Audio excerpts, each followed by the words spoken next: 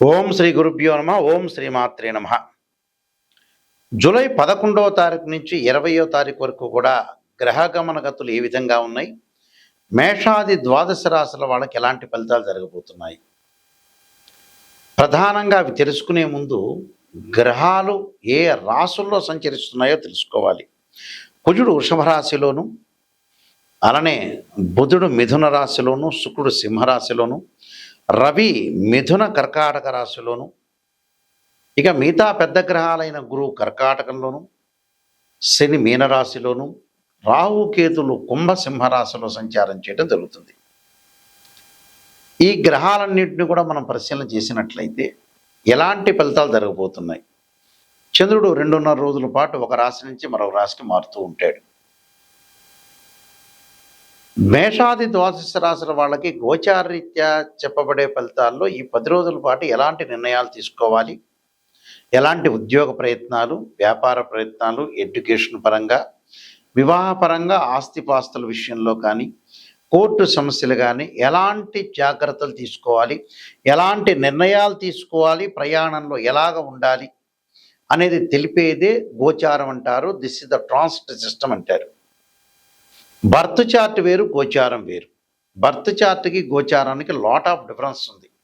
Birth chart అంటే రాశిచక్రము, నవాంశము, దశమాంశము, ద్వాదశాంశము, సప్తమాంశ చక్రాలని 16 డివిజనబుల్ చార్ట్స్ని mathematical calculation వేసి భవిష్యత్తు ఎలా ఉండబోతుంది తెలిపేది మనకి బర్త్ చార్ట్ అంటారు, నాటల్ చార్ట్ అంటారు. ఈ బర్త్ చార్ట్ అనేది 80% అంటే 80% ఫీచర్ని తెలిపేది ఇది. 20% మాత్రమే సపోర్ట్ చేసేది గోచారం. అంటే గోచారం ఇంపార్టెంట్, బర్త్ చార్ట్ ఇంపార్టెంటే. కానీ గోచారంలో ఈ 10 రోజుల ఫలితాలు, నెల రోజుల ఫలితాలు, సంవత్సర ఫలితాలు మాత్రమే తెలుసుకుంటారు. కానీ లైఫ్ లాంగ్ ప్రొటెక్షన్ ఎప్పుడు కూడా బర్త్ చార్ట్. ఇప్పుడు చెప్పబోయేవి ఏంటంటే మనం గోచారరీత్యా ఎలాంటి మెడికల్ తీసుకోవాలి. ఎందుకంటే అదృష్టం పట్టాలంటే వితిన్ సెకండ్లో ఉండొచ్చు అదృష్టం. చెడు రావాలంటే కూడా వితిన్ సెకండ్లో జరగచ్చు. ఆ సెకండ్లలో జరిగే భవిష్యత్ ఏమిటి, ఈ 10 రోజులు ఎలాంటి నిర్ణయాలు తీసుకోవాలి, ఎలాంటి జాగ్రత్తలు తీసుకోవాలనేదే గోచారం. బర్త్ చార్ట్ కూడా చాలా important, main important birth chart, ఆ తర్వాత గోచారం. రెండు కూడా ఇంపార్టెంటే. ఇక్కడ మేషరాశి దగ్గర నుంచి కూడా మీనరాశి వరకు కూడా ద్వాదశ రాశుల వాళ్ళకి ఎలాంటి ఫలితాలు జరగబోతాయి, ఎలాంటి పరిహారాలు చేసుకోవాలో మనం తెలుసుకుందాం. మిథున రాశి వారికి జూలై 11వ తారీఖు నుంచి 20వ తారీఖు వరకు ఏ విధంగా ఉండబోతున్నాయి అని మనం చూసుకునేటట్టయితే, ప్రధానంగా మిథున రాశి వాళ్ళకి ద్వితీయంలో గురువు శుక్రుల యొక్క సంచారం, ద్వితీయంలో గురువు శుక్రుడు యొక్క సంచారం వల్ల ఎలాంటి ఫలితాలు జరగబోతున్నాయి. ఈ గురువు శుక్రుడు యొక్క సంచారం వల్ల ధనకారకుడు గురువు మంచివాడు, శుక్రుడు కూడా బాగున్నాడు. అంటే వివాహ ప్రయత్నాలు, బంగారు ఆభరణాలు, దుస్తులు ఇలాంటివన్నీ కూడా గృహోపకరణ వస్తువులు కొనుగోలు చేయటం, సత్సంబంధాలు, కుటుంబ సౌఖ్యము, కుటుంబంలో అనుకూలంగా ఉండటం, భార్యాభర్తల మధ్యలో అనుబంధం బాగా పెరగటం, డిస్ప్యూట్స్ పోయి బాండింగ్ బాగా పెరగటం, బంధుమిత్రులతో కలహాలు లేకుండా ఉండటం, బంధుమిత్రుల యొక్క కలయిక, వాక్కు వల్ల సమాజంలో గౌరవం ప్రతిష్టలు బాగా పెరగటం, శుక్రగ్రహ గురువు వల్ల కూడా ఆర్థిక పరంగా పుంజుకునే అవకాశాలు బాగా ఎక్కువ ఉంటాయి. ఆర్థిక పరంగా లావాదేవీలు బాగా ఎక్కువగా ఉంటాయి. అయితే మిగతా గ్రహాల యొక్క పరిస్థితి ఏమిటి అంటే, బుధుడు వల్ల వ్యాపారంలో కొంత పెట్టుబడి పెట్టాలి, ఎక్కువగా పెట్టుబడి పెట్టకూడదు. అలానే కుజుడు యొక్క ప్రభావం వల్ల కూడా వాహన ప్రమాదాలు, ఆవేశము, నిర్ణయాలు చాలా జాగ్రత్తగా తీసుకోవాలి. వ్యాపారస్తులకి మంచి లాభాలు వచ్చే అవకాశాలు బాగా ఎక్కువ ఉంటాయి. ఆర్థికపరమైన లావాదేవీల విషయంలో కొంత జాగ్రత్త అవసరం. తొందరపాటు నిర్ణయాలు తీసుకోకూడదు. కుటుంబ సభ్యులతో సంతోషంగా గడిపే అవకాశం ఉంది. ఆరోగ్యంపై శ్రద్ధ పెట్టే అవకాశం ఉంది. విద్యార్థులు పోటీ పరీక్షలో ఉత్తీర్ణ సాధించే అవకాశాలు ఉంటాయి. వాళ్ళకి కుజుడు, రవి, శుక్ర, శని గ్రహాలు కొద్దిగా అనుకూలంగా లేదు కాబట్టి అంగారక గాయత్రి మంత్రం, అంగారకాయుధ్నే శక్తి అస్తాయి ధీమే తన్నో భౌమ ప్రచోదయాత్ అనే మంత్రాన్ని, సూర్యుడికి సంబంధించిన అష్టకాన్ని, సూర్య అష్టకాన్ని ఆదివారం రోజున, అలా లలితా సహస్రనామ పారాయణం శుక్రవారం చేయటం, దక్షిణాకాళి స్తోత్రాన్ని పారాయణం చేయాలి శనివారం రోజున, నల్ల నువ్వులు దానం చేయటం వల్ల వీళ్ళకి మంచి జరిగే అవకాశాలు ఖచ్చితంగా ఉంటాయి. జాతకం అనేది 2 భాగాలుగా ఉంటుంది. ఒకటి గోచారం, ఒకటి బర్త్ చార్ట్. బర్త్ చార్ట్ని డివిజనబుల్ చార్ట్స్ చేసి 16 లగ్న కుండల్ని అనాలిసిస్ చేయాలి. ఒక్కొక్క లగ్న కుండలి ఒక్కొక్క అంశాన్ని తెలుపుతూ ఉంటుంది. నవాంశం వైవాహిక జీవితం, దశమాంశం ప్రొఫెషనల్ సంబంధించింది, వృత్తి సంబంధించింది, వృత్తి ఉద్యోగాలకి, సప్తమాంశం సంతానము.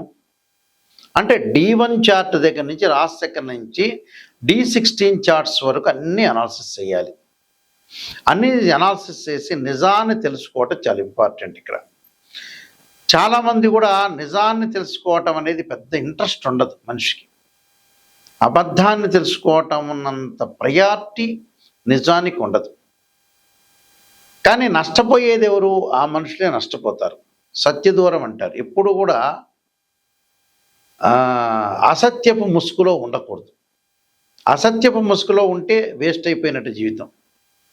సత్యాన్ని గ్రహించి మన లైఫ్ని ముందుకు వెళ్ళటం అనేది చాలా ఇంపార్టెంట్. ఇక్కడ ఈ డివిజనబుల్ చార్ట్స్ని చూసిన తర్వాత ఉచ్చస్థానము, నీచస్థానము, ద్వాదశాధిపతులు, అంటే ద్వాదశ భావాధిపతులు వేరు, రాశ్యాధిపతులు వేరు, ఏదైతే ఆ రాశిలో ఉన్న గ్రహము వేరు.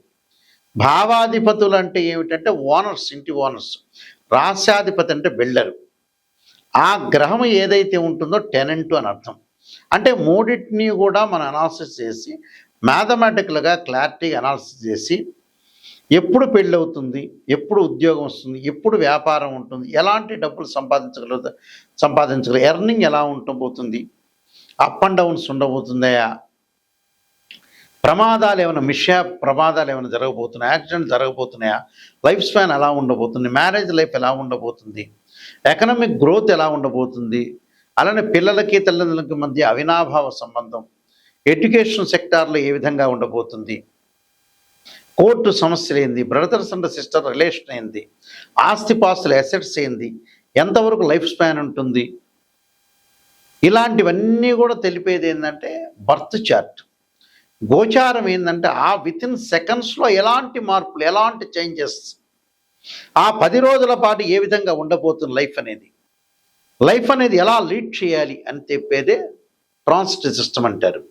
ఒకటి ట్రాన్సిట్ సిస్టము, ఒకటేమో బర్త్ చార్ట్. రెండింటిని క్లబ్ చేసి చెప్పడం వేరే ఉంటుంది. అయితే ఎప్పుడైనా సరే జాతకాన్ని చెప్పించుకునేటప్పుడు హారోస్కోప్ని రీడ్ చేసేటప్పుడు ఎక్కడ ఆస్ట్రాలజర్ని మీరు అప్రోచ్ అయినా కూడా గురువు గారు నిజం చెప్పండి, నెగిటివ్ని ఫస్ట్ ప్రయారిటీ ఇవ్వండి అని చెప్పాలి. పాజిటివ్ ఏముంటుంది మీ జీవితంలో, పాజిటివ్ మీకు తెలిసే ఉంటుంది. నెగిటివ్ని తెలుసుకొని దాన్ని మనం ఏదైతే ఆ నెగిటివ్ని ఎలా ఓవర్కమ్ చేయటం, ఎలా ఓవర్కమ్ చేయాలి, రెమెడీసా, లేకపోతే మనలో మార్పా, మనలో చేంజా, మన ప్రజలతో మాట్లాడే సన్నివేశాల, సంబంధ బాంధవ్యాల, ఎలాంటి నిర్ణయాలు తీసుకోవాలి, ఎలాంటి డిసైడ్ చేయాలి అనే విషయాలు తెలుసుకుందే హారోస్కోప్ ద్వారా కరెక్ట్గా తెలుసుకోవచ్చు. ఇన్ ఫ్యూచర్ అనేది హారోస్కోప్ అనాలిసిస్ చేయాలి. చాలామంది కూడా ఈ మధ్యకాలంలో ఏంటంటే రకరకాల వ్యక్తులను సంప్రదిస్తుంటారు. కుజదోషం అనగానే 13 నక్షత్రాల కుజదోషం ఎగ్జంప్షన్ ఉంటుంది. కొన్ని లగ్నాలకు ఉండదు, కొన్ని రాసులకు కూడా ఉండదు నిజం చెప్పాలంటే. ఇలాంటివన్నీ కూడా తెలియకుండా కొంతమంది ఆస్ట్రాలజీ పరంగా చెబుతారు. అసలు వివాహానికి శుక్రుడు కారణం. ఇలాంటివన్నీ కూడా మనం తెలుసుకొని ముందుకెళ్ళటం చాలా ఇంపార్టెంట్. నా దగ్గర ఎవరైనా సరే అప్రోచ్ అయిన వాళ్ళు ఖచ్చితంగా నెగిటివ్ని తెలుసుకునే వాళ్ళు మాత్రం బాగుపడాలి, నాయకంటి గారి దగ్గరికి వెళ్ళి అనే వ్యక్తులు మాత్రమే ఫోన్ చేయండి. పొగడటానికి మటుకు ఇష్టపడం. పొగిడే ఉన్నది ఉంటే, జాతకంలో రాజయోగం ఉంటే రాజయోగం చెప్పాలి, నెగిటివ్ ఉంటే నెగిటివ్నే. మా వెబ్సైట్ www.nayakanti.com, nayakanti.in. నేను నెంబర్ ఆఫ్ ఆస్ట్రాలజీ బుక్స్ రాశాను. అందులో కాలసర్పయోగము, కాలసర్పయోగ చంద్రిక, రాహుకేతులు, ఛాయాగ్రహాలు, స్వప్నశాస్త్ర ఫలదీపిక, అలానే సర్వదేవతా గోత్రపులు పార్ట్ 1, పార్ట్ 2, పుత్రగణ ప్రతివ్రతము, బృహత్ పరిహార సింధు, జాతక చంద్రిక, వివాహ మార్తాండము, అలానే బృహత్ పరిహార సింధుతో పాటు నవగ్రహ దోషాలు పోవడానికి దశమహావిద్యలు, production of astrology, transit system result, ఇలాంటివన్నీ తెలుగు, ఇంగ్లీష్లో రాశాను. ఇవన్నీ కూడా రాజమండ్రిలో మోహన్ పబ్లికేషన్ వారి దగ్గర దొరుకుతాయి. ఈ పుస్తకాలన్నీ కూడా మీరు వాళ్ళ అప్రోచ్ కావచ్చు. అయితే నా దగ్గర కూడా ఈ బుక్స్ అనేది కూడా దొరుకుతాయి. వాళ్ళని కానీ మమ్మల్ని కానీ అప్రోచ్ కావచ్చు. మా వెబ్సైట్ చూడండి. ఇవన్నీ కూడా ప్రపంచంలో మనం బాగుపడాలంటే ఫస్ట్ నెగిటివ్ తెలుసుకుంటే 100% మనిషి బాగుపడినట్టే. ఆ విషయాలన్నీ గమనించాలి. దానికి సంబంధించిన పరిహారాలు కానీ, ఇల్లు వాస్తు ప్రకారంగా బాగుందే, ఆస్ట్రాలజీ పరంగా జాతకంలో ఏదైనా ప్రాబ్లమాటిక్ ఉందా, దానికి ఎలాంటి రెమెడీస్ చేసుకోవాలి. జీవితం అనేది లేదు. జీవితం అనేది ప్రతిరోజు కూడా బ్యాగు సర్దుకొని ఉండాల్సిన అవసరం ఉంది. రోజు డే బై డే తరిగిపోతుందంటే మనం చనిపోవడానికి సిద్ధమవుతున్నామని అర్థం. అంటే లైఫ్ స్పాన్ ఉండదు అని అర్థం. ఇలాంటి విషయాలన్నీ గమనించండి. గమనించి తొందరగా పిల్లల యొక్క పెళ్ళిళ్ళు కానీ, ప్రయత్నాలు కానీ, సంతానం కానీ, జాబ్ కానీ, ఉద్యోగం కానీ ఇలాంటి విషయాల్లో ముందుకు వెళ్ళాలి. ఓ సినిమాలో నందమూరి బాలకృష్ణ గారు అన్నట్టుగా సమయం లేదు మిత్రమా అన్నాడు. అసలు వాస్తవంగా అయితే జీవితానికి సమయం లేదు. చాలామంది ప్రజలేమంటున్నారు, సమయం ఉంది మిత్రమా అంటున్నారు. సమయం లేదు. నిజం చెప్పాలంటే సమయం అనేది అసలు లేదు. జీవితం తొందరగా తెలుసుకోండి, తొందరగా ముందుకెళ్ళండి. ఫాస్ట్ మూమెంట్లో తొందరగా వెళ్ళడం చాలా ఇంపార్టెంట్. నా నెంబర్కి మీరు ఏదైనా డౌట్లు ఉంటే నా నెంబర్కి స్క్రీన్ మీద స్క్రోలింగ్ అవుతున్న నెంబర్కి నాకు ఫోన్ చేయండి. డైరెక్ట్ నా దగ్గరికి వస్తుంది. ఏంటంటే మేము వంశపారంపర్యంగా చెప్పేవాళ్ళం. మా ఫాదరు, గ్రాండ్ ఫాదర్ కూడా, మా నాన్నగారు కూడా శ్రీశైలంలో ప్రధాన పురోహితులుగా పనిచేశారు. ఆయన ఇంటర్నేషనల్ ఆస్ట్రాలజీ మెంబరు. మా గ్రాండ్ ఫాదర్ కూడా ఇంటర్నేషనల్ ఆస్ట్రాలజీ మెంబర్స్. మేము వంశపారంపర్యంగా చెప్పే వ్యక్తులం కాబట్టి నిజాన్ని తెలుసుకొని ముందుకెళ్ళటం చాలా ఇంపార్టెంట్. ఇవన్నీ ఎందుకు చెబుతున్నానంటే బోర్ అని ఫీల్ కావద్దండి. అవగాహన. చాలామంది ఆస్ట్రాలజర్ దగ్గరికి వెళ్ళిన తర్వాత రకరకాల ఆస్ట్రాలజర్స్ తయారవుతున్నారు. వాళ్ళ దగ్గరికి వెళ్ళిన గురువు గారు ఇది చెప్పలేకపోయాడు, మా అమ్మాయి యొక్క వివాహం అనేది ప్రాబ్లమాటిక్ అయింది, ఆయన చెప్పింటే మేము రెమెడీ చేసుకునేవాళ్ళం, ఆయన తెలియని వాళ్ళు బొచ్చేడంతమంది ఉన్నారు దేశంలో. తెలిసిన వాళ్ళు అతి తక్కువ మంది ఉన్నారు. ఎవడి అదృష్టం అనేది ఉంటే మంచి తెలిసిన వాళ్ళ దగ్గరికి వస్తారు. దురదృష్టవంతులు ఎవరైనా ఉంటే వాళ్ళు ఏదో మామూలు చిన్న చిన్న ఆస్ట్రాలజర్ దగ్గరికి వెళ్తుంటారు. అంటే మన జీవితం కూడా అదృష్టం ఉండాలి. అదృష్టం ఉంటేనే ఆ మంచి వ్యక్తిని కలిసే అవకాశం ఉంటుంది. మీరు అదృష్టం ఉందా లేదా అని మీరు పరీక్ష చేసుకోవాలి. చాలా జాగ్రత్తగా మంచి ఆస్ట్రాలజీని అప్రోచ్ అయ్యి ముందుకెళ్ళాలి. అలానే మీ అందరికీ కూడా శ్రీ పరమేశ్వరి యొక్క అనుగ్రహం ఉండాలని ఆశిస్తూ సర్వే జనా సుఖినో భవంతు.